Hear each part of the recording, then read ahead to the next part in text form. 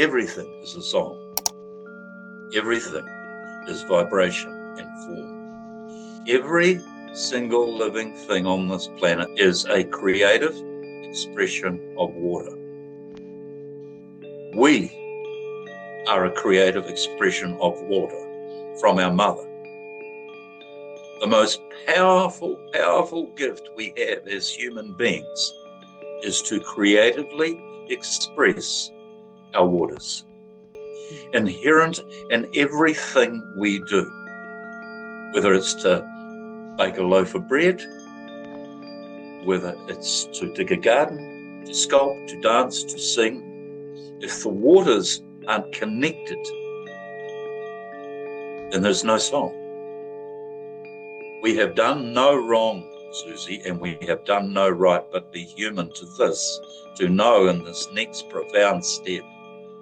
My dear friend, love is all. Bitter, sweet, there is no wrong nor right in this. This is how profound the teacher is, one teacher. It's called experience.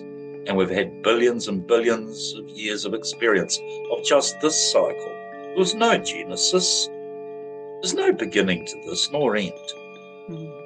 It's the cyclical nature of the whole universe, and we're right at this moment, wow, we are imploding. We're all hapu, pregnant, we're feeling, everybody is. We're delivering this baby together, in a collaborative field. As with all wisdoms of the world, indigenous wisdoms, they were never about an institution or a religion or a thing. They were always about a way of being. Te Ao Māori is an adept way of being. It's about ordinary. It's why in my book I cheekily but not say, did you know that Jesus Christ is Māori? Well, wow, that's two manu or two birds with one stone. It immediately affronts people like, what, you crazy man? And I said, well, the wisdom of the world Māori, what it means is to be ordinary, that we're no more nor less but a part of everything. We're connected to everything, and it's in our naturalness to be that way. Well, such was Christ. Welcome, Mike O'Donnell, renowned potter, artist, author, poet, wisdom keeper, philosopher, environmental activist, dad, grandfather, and elder, who spiritually draws on the deep love and ancestral connection with Māori, Pakeha, Irish, and Mother Earth. But mostly, Mike, you're referred to as the waterman, a water carrier. Tell us a little bit about that and how water has shaped your life. Kia ora, Susie. To our audience out there, just going to begin with a couple of sounds before I reply to Susie's question there. We'll go on a quest from that with a karakia, which is like a prayer of transmission and reception. So, ngā mihi aroha kia koutou to you all. I acknowledge you all. Aroha, aroha nui. Big love out there, universal love for Papatūānuku o Ranganui ki te Wairua, te aroha. A small karakia respecting the earth and the sky, and respecting spirit, dimensions of spirit, of mother, father, and that love, that amazing love, that we bandy around so much, and but it is bigger than we think. So to all of you out there, no mai piki, mai kaki, mai haere mai, to welcome you. E te whānau o te kakano a rangiatea, meaning you're this family that's coming from the stars, star seed, and you landed here upon earth, and you're carrying the waters of life, and here you have rooted down into the earth to come into your fruition, and to acknowledge you in that and in the realms of waitaha e te whānau o waitaha nui tono, which simply means that you are this ancient family of memory carriers, water carriers, and ko tēnei te wā, that now is the time that we're all feeling to bring this to the surface and to birth this together. So Yeah, it's a pleasure to be here, Susie. A bit scary. I've never done anything like this before. I'm not a techno man.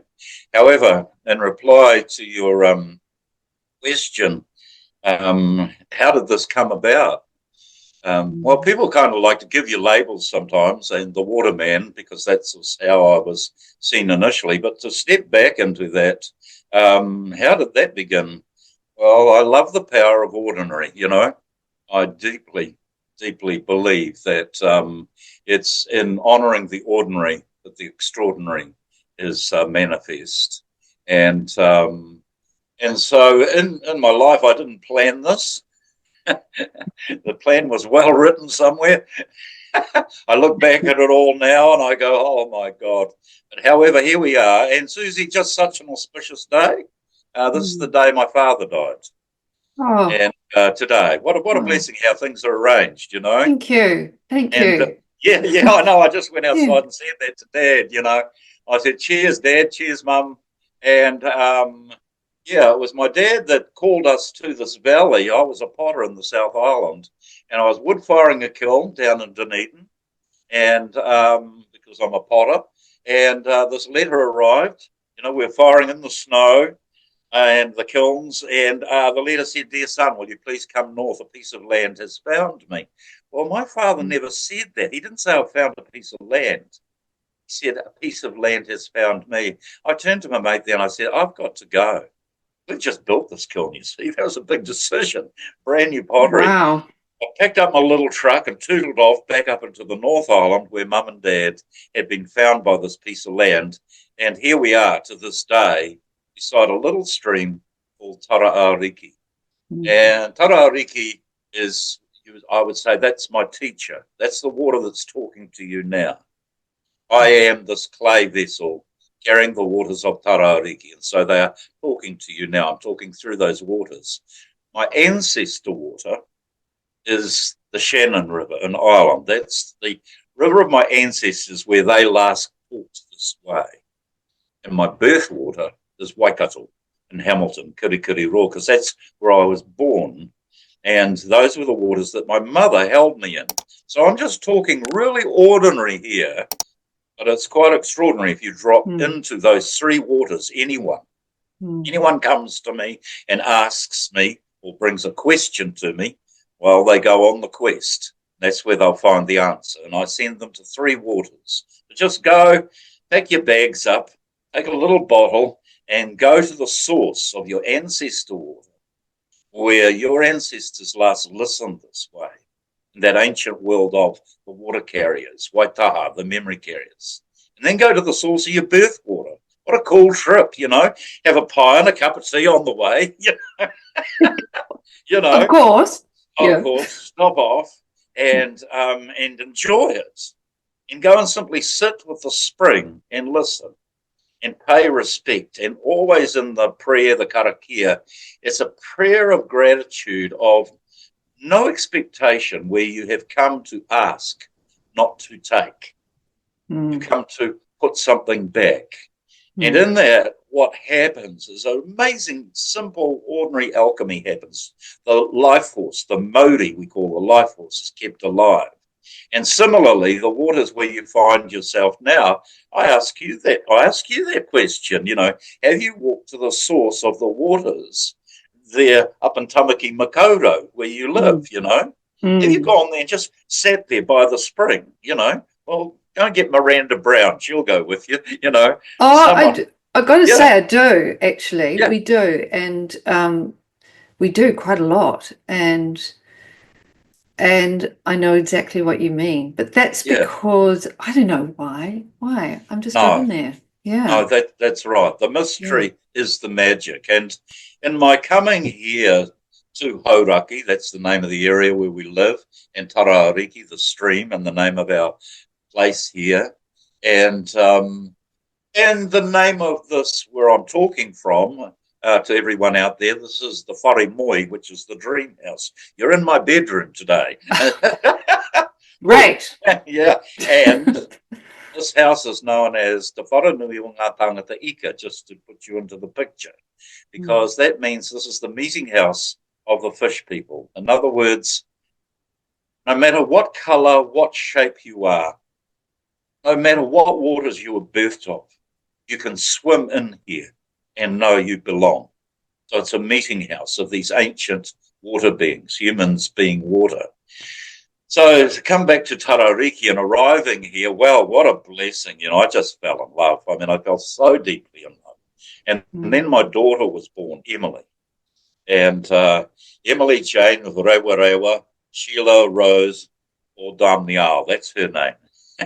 She just Short likes name. to be called Emily. Yeah. And interestingly enough, brought up here with her mother, Min, and I. Min's passed away. She passed away a number of years ago now. Emily was birthed of these waters here.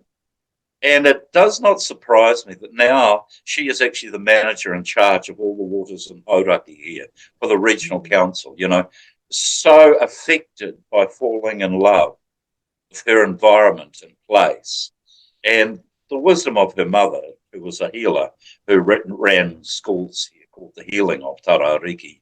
However, it was these waters here, Tarariki, that when she was born, it just hit me, Susie, who am I as a man to bring a child into this world if I'm not caring for her waters and for her whenua or her placenta, the earth that birthed her here? Who was I? And that all synchronized at a time when we had all these multinational mining companies coming into Hauraki here, wanting to access minerals, gold, silver, old history, born again, and here they were again, and back in there pillaging and, well, I have to say it, raping the mother lode, and it just profoundly hit me and overwhelmed me with a sadness, a deep sadness that we were still that foolish to assume authority over her and the sacred divine seed of her mineralizations,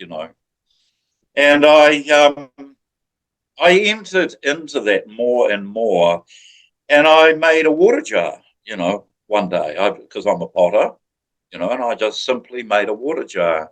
And I carried it into one of those earliest tribunals, and to place before the tribunal members and the judge the story of this water, and that it has come to talk to you today about what you are making decisions on. Have you listened to this water? Now, falling in love is a great thing, and it's a dangerous thing. Wise words. I remember when she lost her mum, she said, "Oh, Dad, love sucks. When you've fallen in love and that one you love's taken away, And for this situation, we had these biggest multinationals in the world coming in here, assuming authority, not just over the land and the waters, but over the tangata whenua, the people of the land that have been here for 1,000 years listening. And they saw in me a way that they knew I had accessed an ancient world called Te Māori.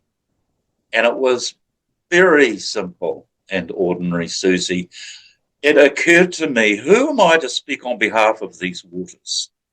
Who am I to speak on behalf of these mountains or these ecologies or the flora and fauna, the creatures, And so I began this pretty extreme journey, you would say, You could almost say entered into a state of psychosis or psychotic or extreme bipolarism. And I would absolutely agree. However, I would ask you to reframe that in Indigenous law, because that's a gift.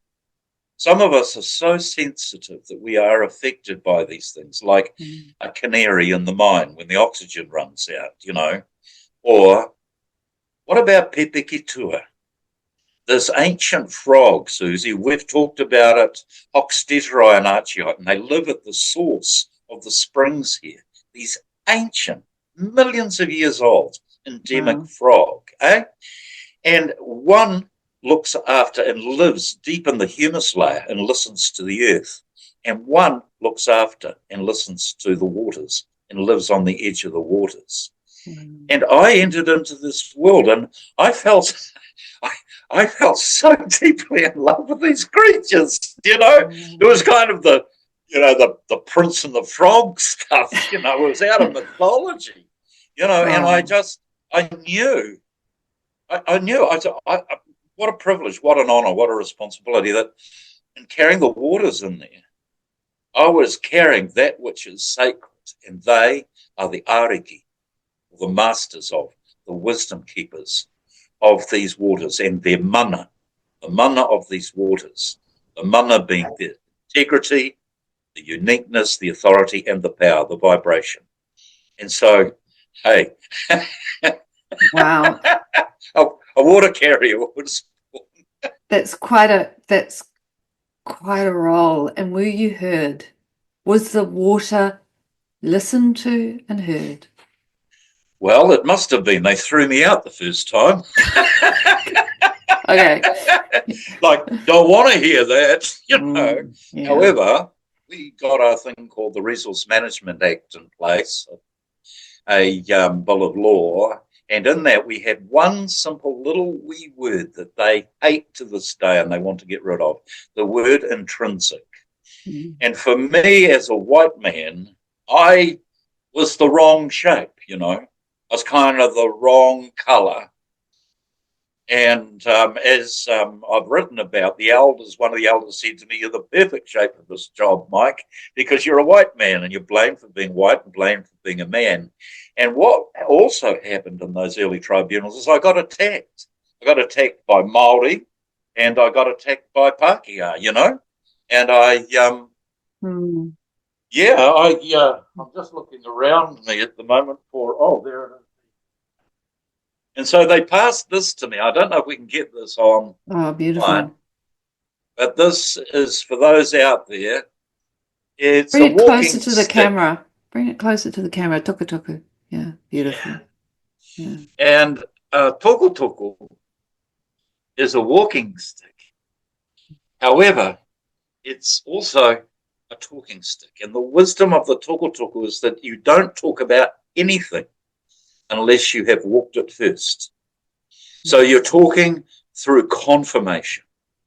You're talking through what the old people would say, waikōrero. We can hear your waters talking. We can hear the intelligence of your waters, what people often refer to as that depth of emotional intelligence. We can hear that talking in your voice. We can hear the waters talking to us. They could hear Tarariki talking to them through me. And then they said to me, we can hear your ancestor river talking back to us. Beautiful. Yeah, it was a miraculous moment. I knew I was being heard that first time I was asked to leave. I could feel straight away. You see, you will never be more disturbing than being true to yourself. You'll never be more disturbing than when your waters talk. Not because you want to disturb people, but because the power of that, the vibration of that, no one can deny, because when my waters are talking to you and to all of you out there, bless you for listening if you are, open your minds to this. My waters are talking to your waters. And so those waters are tapping your waters. And your waters begin to vibrate and spring. And it opens up your old mind of confirmation. And so we have this beautiful conversation of waikōrero, water talking. My waters talking to your waters and back again. And that particular day that I walked out carrying the jar, at first I felt a little bit despondent. I thought, I've kind of failed Papatūānuku, the ancient frog, I'll have to go back and say, I'm sorry about that. I did my best, and which I did too. I did do that. However, as I walked out in the back row, there were 3 kuia Māori elder women. And our women, of course, are the keepers of the tides, the birth tides. They're the keepers of the waters. They are the keepers of the seed.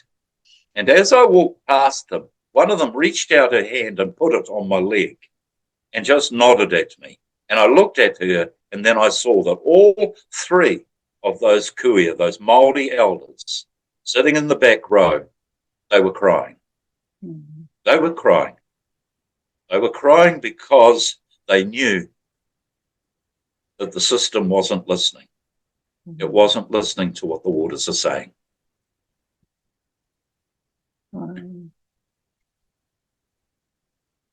But at least you were bringing it to the fore. Thank you for that, Mike. Yeah. And so, in a nutshell, did that challenge, was that challenge lost? Did they mine? Did they mind? Did they mind? They didn't mind. Well, you know, yes, they did. They did. They've gone ahead in some areas and mined. With conditions, you know, we put in place a lot of conditions. However, they were still entering Mother Earth, and they were assuming authority over the mother lode. That's what we call the gold, the mother lode. Very interesting, Susie, here in Aotearoa, because the mother lode here, the geology here is very young. And so the gold here isn't alluvial. It's bound in a matrix, a siliceous matrix of quartz. And so it's activated. It's a living pulse. And aurum or gold is really fascinating stuff. It's inert if you just have it as a bangle or something, or a nugget. However, when it's in a siliceous matrix, it's activated into transmission and reception. Wow. And I've entered into that world, and the old people knew. They knew where I had gone and where I was going. So that's why they gave the toko to me, so that when I stood up to speak, I wouldn't get attacked. Although I have to say, I always kept it under wraps, because I didn't want to be seen as something by other people. I just wanted to be able to be me. But the toko always went with me, and on other occasions, as the law changed and we were able to speak to the intrinsic values, it was like a little keyhole into an ancient tomb or womb, into the womb of the mother lode. And I was able to go through and talk the language of that world in an ordinary way, and yet through all of the sensorial, the senses, the messages held in the water. So physically carrying the water in, you know, opening up the jar. I actually have a jar here. I might be able to hold it up. Show us a jar, yeah. They're beautiful. I carry it in a flax kete, and in there is a clay jar. And the clay jar is full of the waters.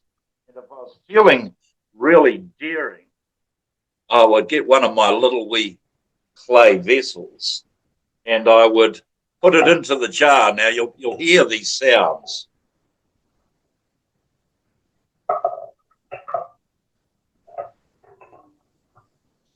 And what I've done is I've lifted some of the water out of the jar. Now, this is very disturbing in a tribunal hearing. And then to be able to say, feeling more confident now, these waters, Your Honour, they want to sing to you, not just talk to you. Because you see, we are this clay vessel. Each one of us is this clay vessel, the water carrier, carrying the waters of life, and we are given the breath of life, to realize one thing.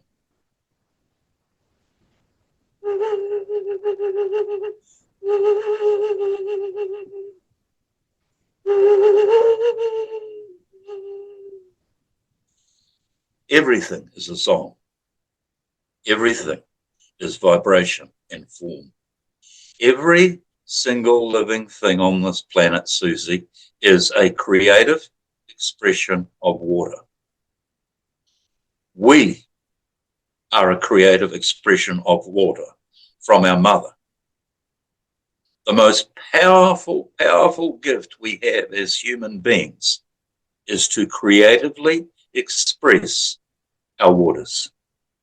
Inherent in everything we do, whether it's to bake a loaf of bread, whether it's to dig a garden, to sculpt, to dance, to sing, if the waters aren't connected, then there's no song. If that deep emotional intelligence, if those waters have not come up, Susie, and the heart swells fat, yeah? And then what does it do? It just splits a little bit. Gorgeous, you know, just like a bit of a birthing pain, I assume, as a woman would feel. And then a radical root goes down, yeah? That's what the seed does. And then it puts out the ephemeral roots right out into the mycelium connection. And then what does it do? It pushes up through the humus layer, you know? Yeah. A waiata, a song of water. Eh? No mai, paki mai, kake mai, yeah. Eh? Well, old people knew that. Old people Irish, you know, the keening of our grandmothers in Ireland, they could sing a discordant song. Discordant, because it was disturbing. So what did it do? The vibration of those sounds of the keening when there was death or life, that would disturb everyone's waters, and it would open up the memory for waters to flow. And perhaps your song is just tears. Perhaps you would sing, perhaps you would talk from those waters, you know? Yeah, if there's no waters there, don't talk, you know. You're still damming, blocking the ancient spring. The bones are blocking. And the same in this land here in Aotearoa. These instruments, taonga puro they are called. This one is quite unique because it's made out of clay. It was illegal. It was illegal to employ these instruments. When the missionaries came, and when they came to assume authority over the spiritual vibration, the Wairua of this land, it was illegal to play these instruments because they observed that when these instruments were played, it opened up the memory of the people. It opened up the waters. It opened up the spirit, Wairua, the two flows of spirit. Eh? They would play them down through the fontanelle. You know? Oh, interesting. You know, what the Wairua, you know, has water in it. Wairua meaning spirit, has the word, has water in it. So it's a direct reference to water, why song, why memory. It's as what is so magnificent about the old indigenous languages, and in particular here, Te Reo Māori, the Māori language, is there are layers and layers and layers and layers and layers in every word. It's metaphorical, as all the old languages were, because they talk through waters into pictures. So whatever you get is correct, because it's what you are capable of feeling, vibration, and seeing form. And that's archetype. That's what art form is. Vibration and form. And that's where Pepeki-tua, this ancient frog, is the ariki, the master of that. It has no ears. It only listens through pure vibration and observes through form, structure. Eh? We still have the frog, right? It's not extinct. Please don't let it be extinct. It's not extinct. Good. It's still there up in the source. And of course, I mean, it's amazing how science is coming in now. And because I've run workshops for years for our young people, co-creative workshops, bringing them into realize left-right hemisphere of the brain, above and below the gut, the heart, the brain, and how the heart centers the mind, the old mind. And so we would study these streams here, you know, and we would go all the way studying the waters at different stages, all the way from the ocean to the spring. the way of the healer. You want to heal the ocean, heal the spring first. And so we would go all that way, and then I'd take them into the memory of water, which we haven't got time to do today.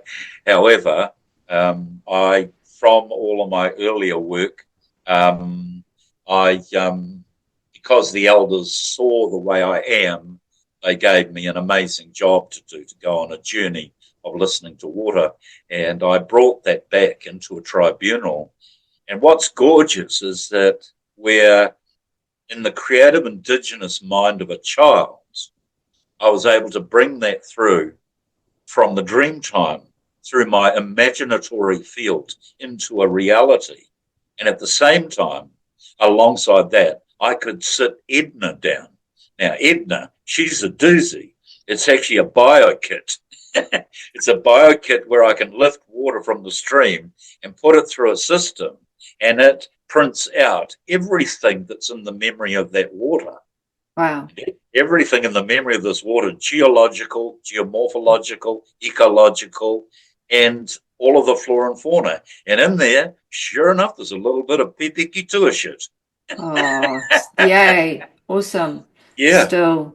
Yeah, so the memory is there. So you can only, well, you don't even have to imagine, do you? I am Tarariki talking. Yeah.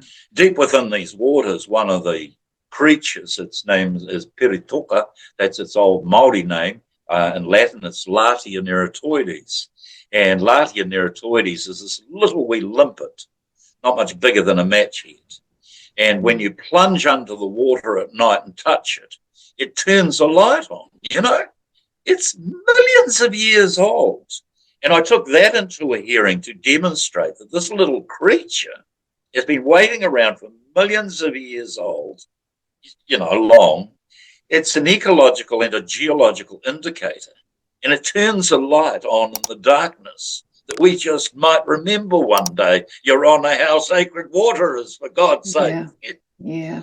But how ordinary is that? And so this is Epikitua talking.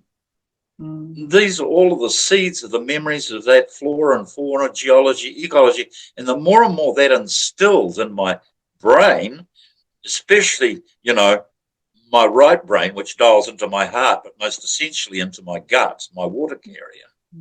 And so the left brain's going, oh my God, I think you're right. They've just proved this in science.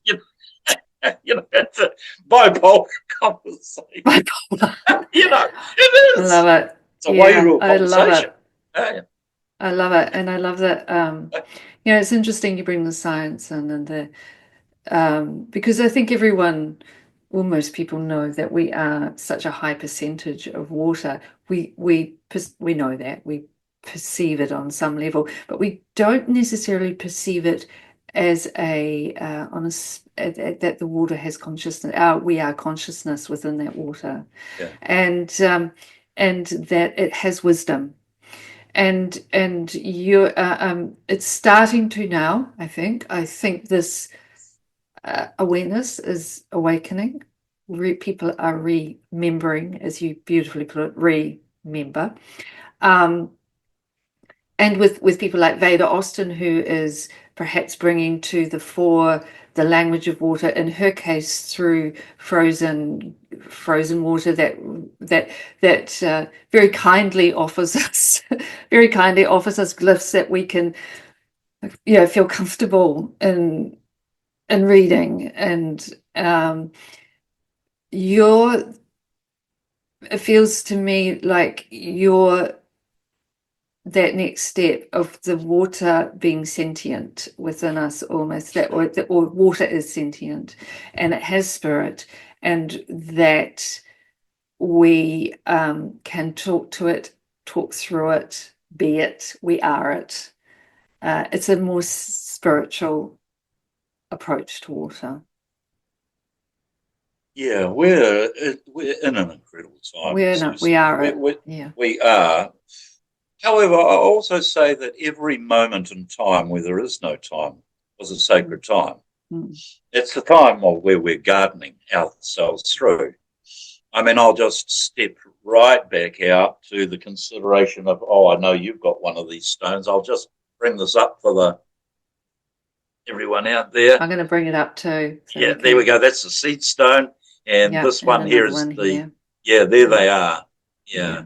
So for me, I can shape these in clay for others to physically hold what is metaphysical as a confidence. And I go back into that world, and I've only just, Susie, over the past few years found myself comfortable. It was actually Robin Williams that gave me the courage, because he's just such a hero. Don't you love Robin Williams? Oh, my God. Bless you. Well, what? If anyone was channeling water, that dude was, except it was very rapid and waterfall a lot of the time. However, bless him, in his, the way he has been birthed into this world, and yes, moved away now, however, physically. But when he said, of course I'm channeling, and I'm very nervous about, there's a lot of stuff out there that's just a bit too fluffy for me, sorry to say. However, on my words to anyone that is working creatively in that realm, if you are channeling that, then manifest it here. We need to see it. Otherwise, please be quiet, because you're talking about things that you don't yet have the skills to manifest. And I think that's a beautiful instruction to us. Bring that vibration in and manifest it. Now, that, again, can be as simple as a bowl of soup.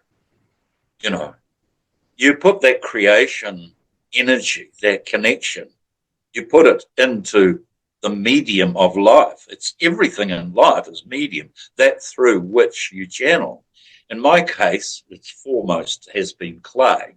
Right. And how blessed am I, Susie? I mean, I do feel overwhelmingly blessed to be brought into the world of clay and working with living body earth. I've got a little bit here, a little bit of lovely squishy stuff. This, if I was to be really outrageous at the moment, and working this little bit of clay here, this is hauraki clay. Beautiful. And right at the moment now,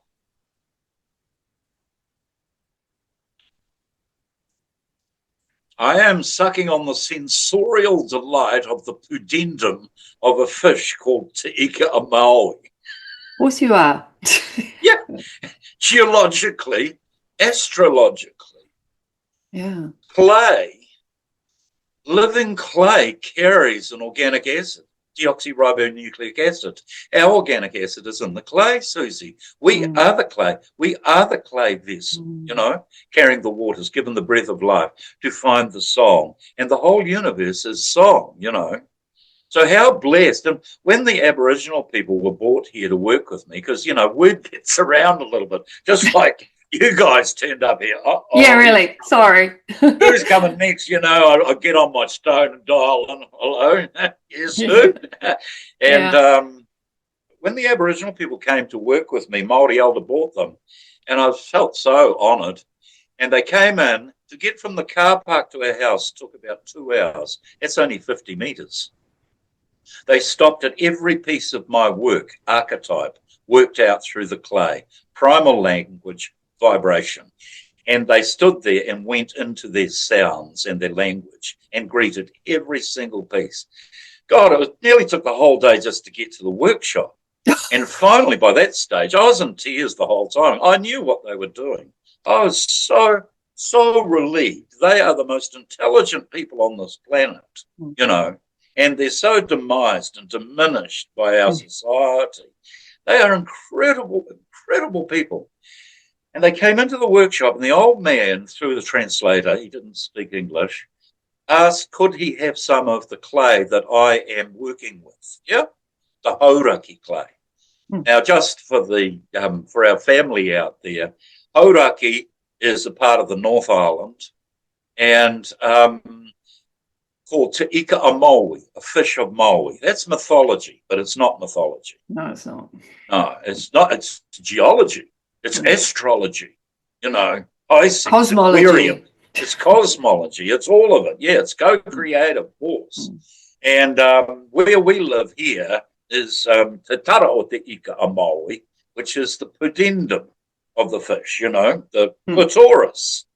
And when she vibrates, I tell you, it's worth rising to the occasion, as a man would say. Anyhow, all that you better. Yeah, we have to. She is vibrating. And it's for us now to move and open our old minds up. And the old words of the old people, o tara tara tu tara roa tara po mamo, tara po moi moi a.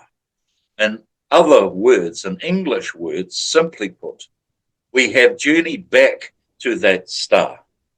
And now we are returning, or te timatanga ho, a new beginning of the memory carrier, the water carrier, the seed carrier.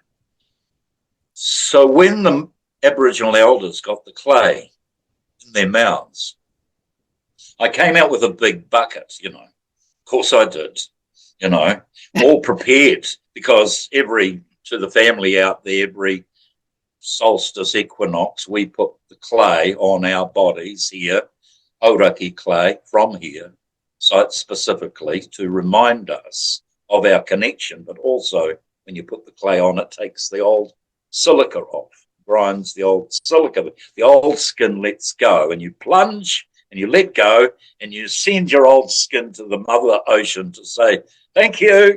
Yeah. So here we are, the Aboriginal sitting still in my workshop opposite me. I'm in a state of awe. And I offered it to them, and the old man hooked his 3 fingers in and lifted out the biggest scoop of ice cream you've ever seen. You know, it was the size of a full scoop. And he went,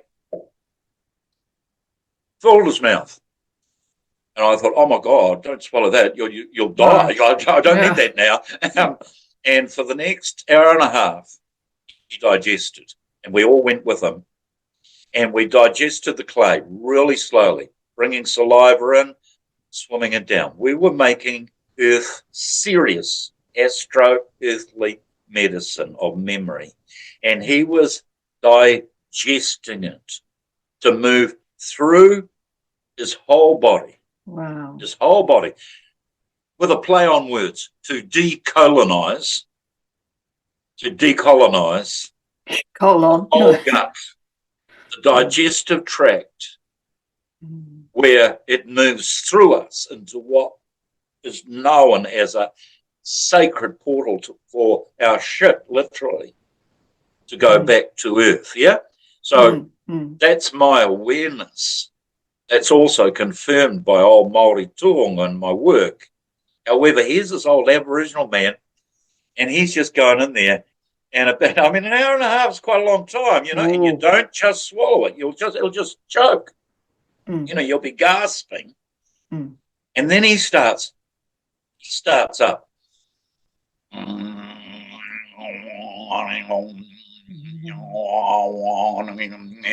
on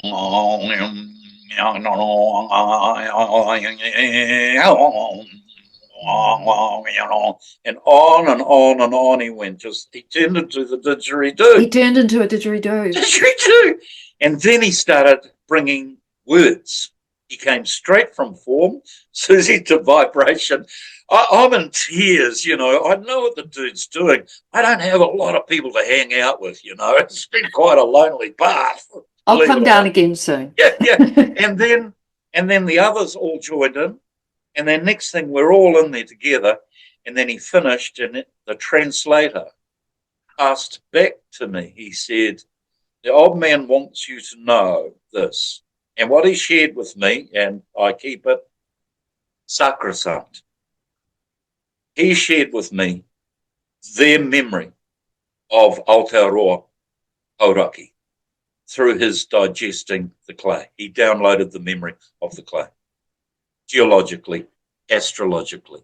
He went back there and journeyed back on the first journeys of the cells, the particulates, the particles of stardust that came to form Earth, and to know in our confirmation with one another that from a single cell carrying water, now we are trillions of cells carrying those waters, carrying the memory of a powerful teacher called Te Wananga a Iu, or Iu Te Wananga, meaning this is the teacher, It's held in the experience. Iwa, for those out there, is the powerful vibration here of saying the word God. But listen to it.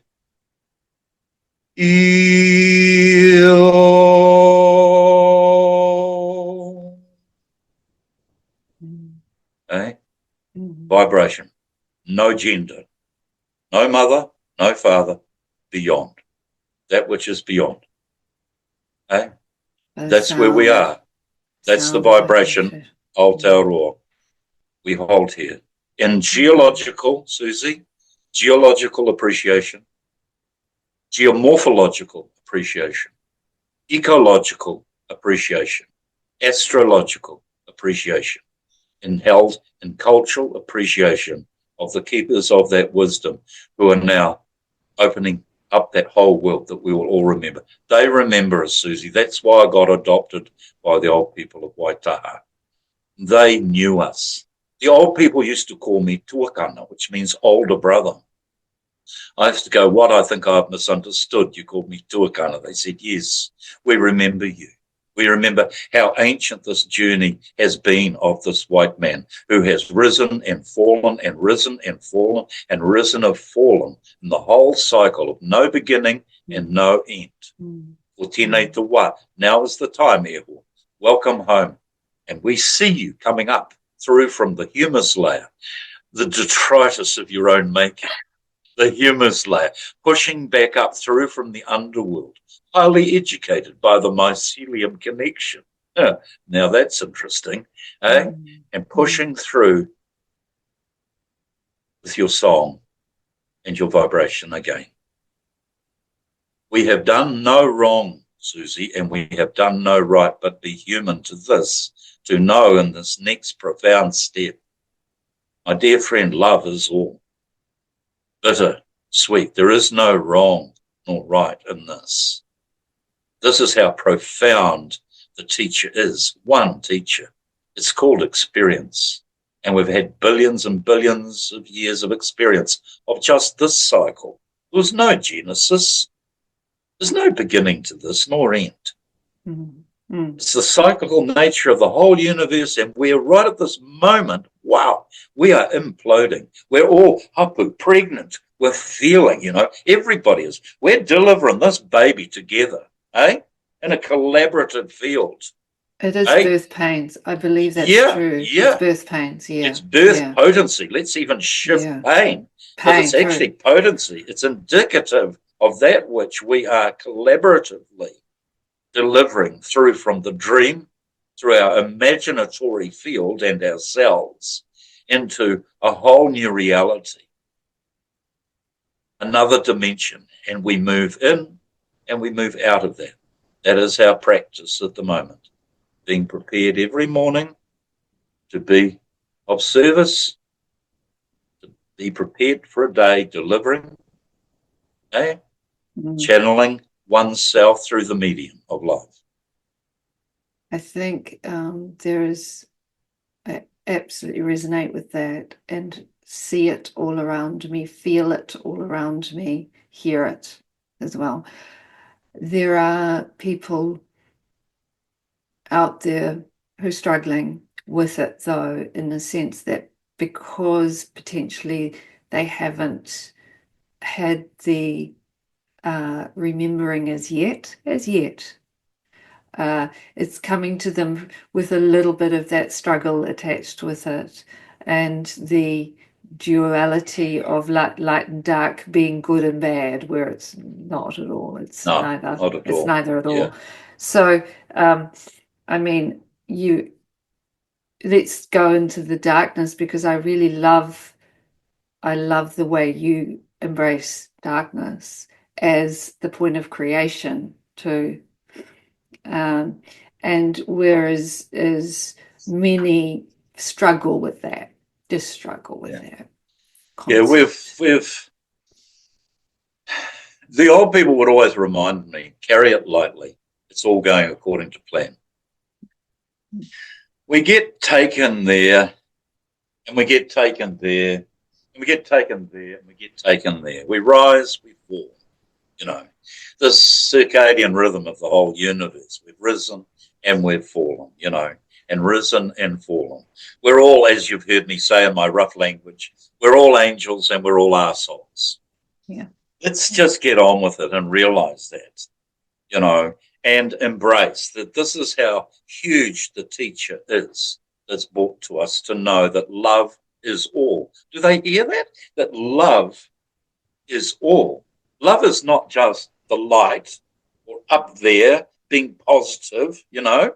Love is not in the name of the Father. Excuse this language, everybody out there. But while most of the world is on their knees praying to God the Father, they're fucking the mother. Yeah. That's the reality. That's a tragic reality. And yet every single morning, and all we do to her, she sings us awake. And every single night she sings us back into the dream. I mean, my God, talk unconditional love to me. Who could do that when you're being raped and pillaged during the day to sing? But we're her children. We're her children, you know. And I'm wired the way I am. And by the way, we're all wired differently. And this is the magnificence of what the mycelium in the underworld is teaching us. That we are a part of a collaborative field. We're not meant to be in isolation. Every single one of us brings a different way of seeing and being and intelligence to the table. And however I was wired, well, I died at birth. That was a good beginning. I nearly killed my mother. We both sort of struggled back from one another. And I jokingly said to Mum one day, my God, Mum, I don't know if I would have come out if I knew my life was going to be like this. And she said, thank God for that. No one told you, son. 9 months with you inside of me was like hell. She said, I didn't know what was in there. I'd say to Dick, whatever is in here, Brian, I don't know what it's up to. And when you came out, you had such a huge head. I had to be taken away and you were taken off and we thought we were going to lose you. You went and then you came back. I must have got quite a good dose of darkness of being gone, you know. And because I have such a comfortableness with that world. And, of course, then they gave me a name. Michael Simon Patrick O'Donnell, you know, or Michael Simon Padraig O'Donnell. Michael Simon Patrick O'Donnell. Good God, that's loaded. Yeah. And but let's just do Michael, you know, eldest son of an Irish Catholic family given back to God from birth until I set fire to the tapestries and they kicked me out. You know, I won't go down that road. That's a big story. However, they would say to me all the time, you're Michael, you're of the archangel at the right hand of God. And I'd go, oh, right. So when you're birthed with a good bipolar disposition, you always go, so that's at the right hand, is it? So what's over there at the left? They'd say, oh, the devil. Evil. Right. You know, you don't go there. Don't go there. That's evil. That's good. That's evil. Immediately I'm colonized. I've been told to believe something. But I arrived on this earth all knowing 100% DNA. And as soon as the world tells you to believe, it erodes the DNA down to 4%, 5% now, Susie. A child arrives with 100% DNA, absolutely knowing, and they're not here to believe, they're here to know through confirmation, through experience. Okay? So I started asking this question of the left hand of God. And I'll tell you what, she's the sexiest thing I've ever met. The angel of darkness. And the old people saw it in me straight away. They said, Manuari ki o te pū, Manuari ki o tau, ki te Tarariki. And what they were saying, that from that realm of transmission and reception, you are in contact with an angel of light and an angel of darkness, holding the wings of a messenger, of a seed. Now, that's just actually ordinary, all in us all. And one day, like in my earlier years, I would be crippled with anxietal waves because nobody gave you a manual, did they? Well, no. Till now, but we'll go there later. Till now, thank you. Yeah. The reply. Yeah. Where It's come to me quite late. Yeah, yeah. It hasn't. It's all on time. All of me too. What a relief to write the story out. And I was lying in bed, and I could be crippled by that anxietal wave. Was it astral? Was it earthly? Was it something someone said? Was it a dream? What was it? You get into your head, you just jumbled, But in that moment, something said to me, "What would happen if you loved it?" And I just stopped still in bed, and I began to sink down into it, and I began to have a look at that sacred darkness. And there I swam down through the black waters, and I met her. I have never felt such a vibration. That's where, in my world of creativity, all the light is, but it's not particles of light. It's pure energy. We're energy workers. And when it comes to the fore, in the name of the mother and the father, it comes into manifest into the light. And that's why for you kids out there, I put this out there, the House of the Fish people, and all of my work has come out of the love of darkness into the light, manifests through the clay, a primal language of form, holding vibration. That's why the old people, Indigenous, read it so easily, Susie. They read the vibration straight away. They knew where I'd gone. I'd gone into that world, manuia, what they call manuia. I'd turned into a bird, flowing up high, and then I'd swum down into the black waters singing, and I lay there at the spring and embraced that vibration and then brought it into form. And Susie, that's us. That's our daily work, the biorhythm of the whole universe. Love it as all. Eh? Love it all as it is. Yeah, it's all good shit. Love it all. All is everything. Yeah. I had one of my earliest teachers come in yesterday. He's now about 28, and he was sent to me as they were in the old days. They used to send me out there, bunches of the wildest kids you could imagine. Oh, honestly, these kids are wild. They come with their fists together. They want to kill. The teaching system didn't work for them, and they were predominantly Māori, usually about 95% Māori, and sometimes girls, mostly boys. And they came with such frustration, and they came with a big question. They were told that they were Māori, but they weren't too sure how to be Māori. And so the old people sent them out to be with this white fellow who's been on quite a journey into that world of Māori. Who's more Māori than Māori sometimes. Well, that's what they said. Yeah. But then, however, as with all wisdoms of the world, Indigenous wisdoms, they were never about an institution or a religion or a thing. They were always about a way of being.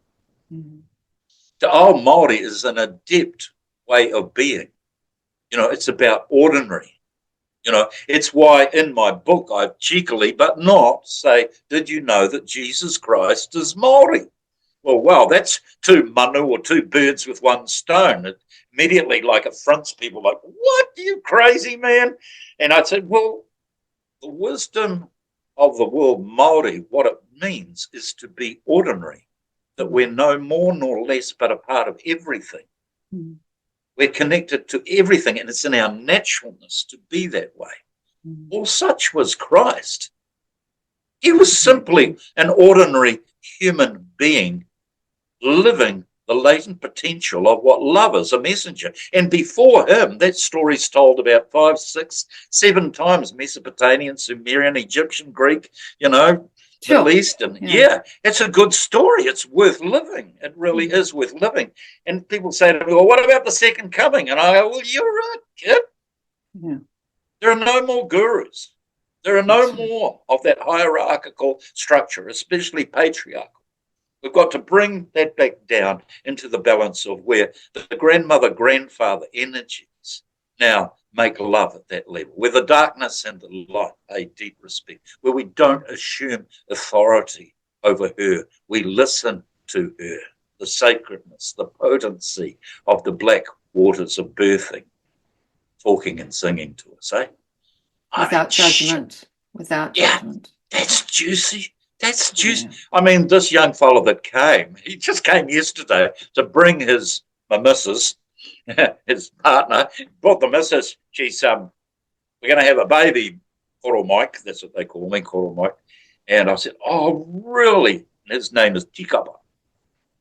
And he's a wild, wild boy. But that he arrived yesterday to bring that child to me in his girlfriend, that sacred moment.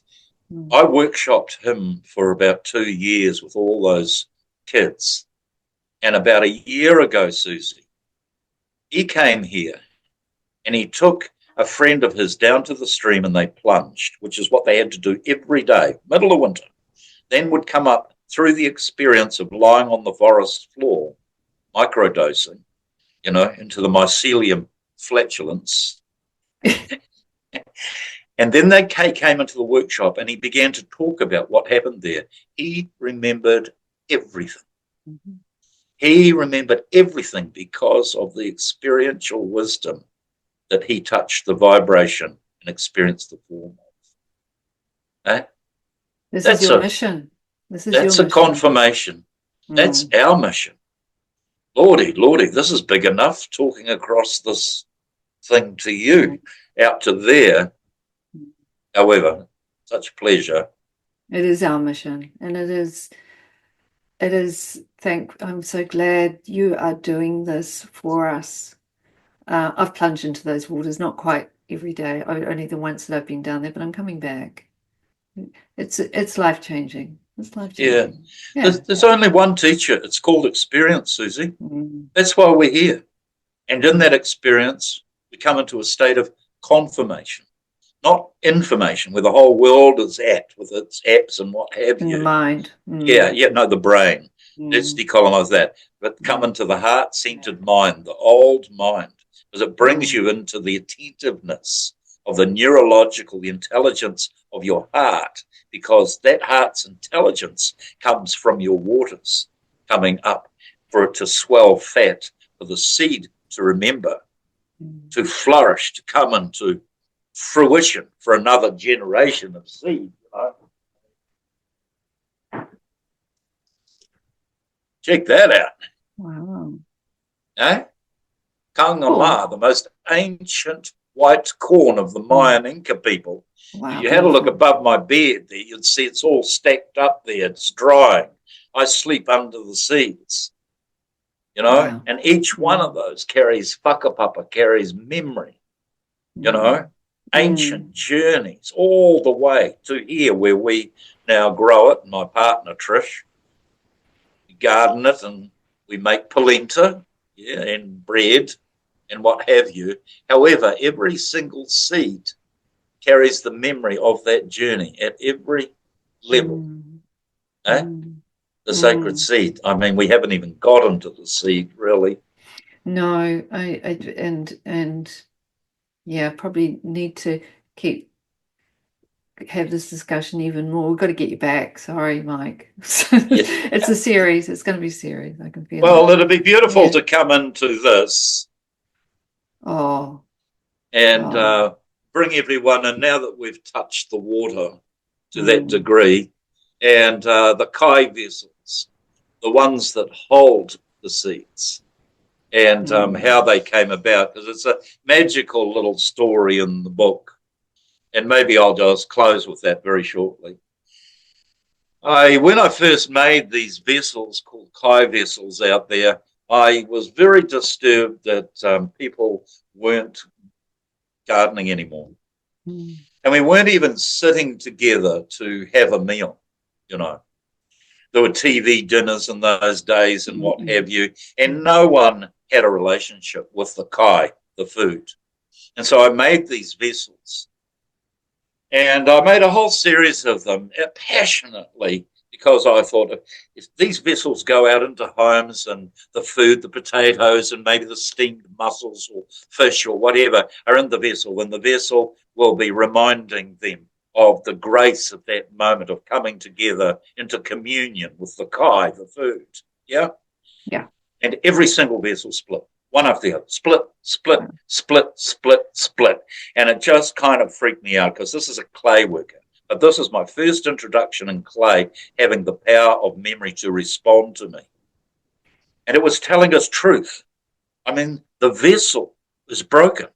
Yeah? What a truth.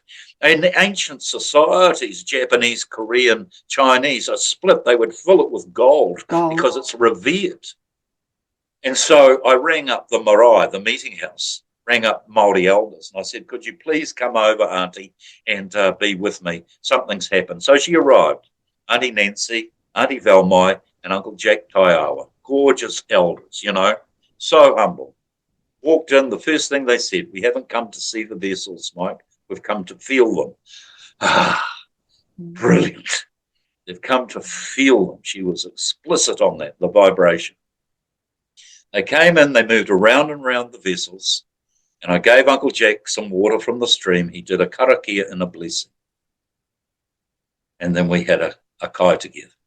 And then he said to me, we want to thank you because you're in an old doorway. We want to thank you for inviting us to come through with you. And I'm going, what? I want to thank you for letting me know that there's a doorway there. Yeah, and he said, you knew something was there. Now the doorway is open and we've all stepped through together because ko tēnei te wā. Now is the time. We know that. They used to say just matawa when the time is there. Ko tēnei te wā, the time is now. And then I fired those vessels afterwards. I made some new ones. I crushed all that clay up that had split. I made a whole series of new vessels, and a vessel never split again after that. Wow. Yeah. And the vessel... So it healed. It healed, it opened, the door opened, the message was got. And yeah, it honoured. It honoured with no expectation. Yeah. My greatest blessing, Susie, is that I don't know what I am doing, but I know what I'm feeling. And these words, by not thinking so much, but feeling the edge, which you cannot see, does my heart divine these waters for these hands to shape the clay for my soul to fly.